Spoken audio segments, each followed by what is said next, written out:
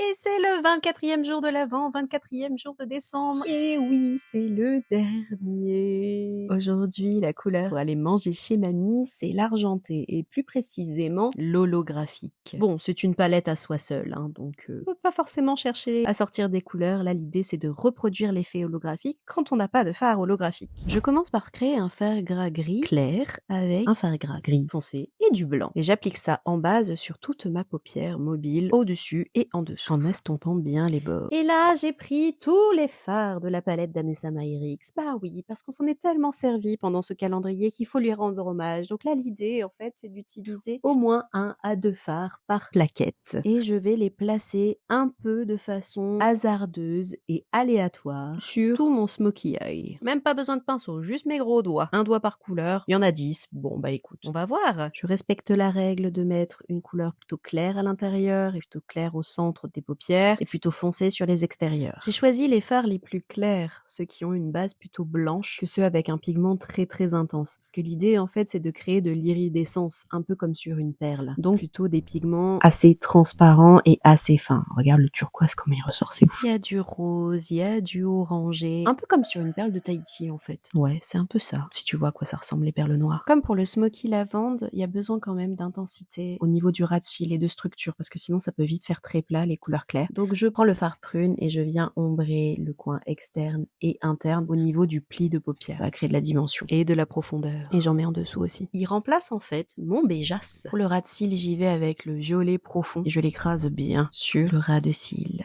à l'extérieur particulièrement. En haut et en bas. C'est pas mal cet irisé tout pastel là. Pas habituel hein les couleurs claires mais sympa. Je rajoute une quantité indécente de mascara pour les raisons que tu commences à connaître maintenant. Et un bon coup de crayon bien noir à l'intérieur de la muqueuse pour venir, encore une fois, renforcer et assombrir le ras de cils. Pour qu'on ait l'impression que j'ai des yeux, parce que sinon ça disparaît un peu. Pour le blush, j'ai choisi les couleurs plutôt chaudes et j'applique ça au niveau de la pommette. Et pour les lèvres, un petit nouveau, c'est le Sephora 125 que j'applique avec un pinceau. Et c'est pas fini. Et oui, je viens poudrer le rouge à lèvres avec des fards multichromes parce que oui, tu peux les mettre sur tes lèvres aussi. Je poudre avec le violet d'abord et ensuite je mets celui qui shift du orange au rose comme celui d'hier sur le centre des lèvres. Et j'en mets une petite touche au niveau des yeux pour créer le rappel de couleur et lier le look ensemble et créer de l'harmonie. Et voilà, c'est